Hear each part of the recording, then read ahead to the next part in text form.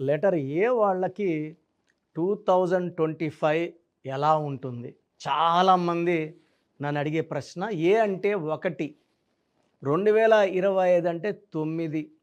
ఇది ఆది అంత కలయిక అద్భుతంగా ఉంటుంది. సో లెటర్ ఏతో పేరుండి పాజిటివ్ వైబ్రేషన్స్ పేరులో ఏంజల్ నంబర్స్ ఉన్న వాళ్ళకి 2025 అద్భుతం.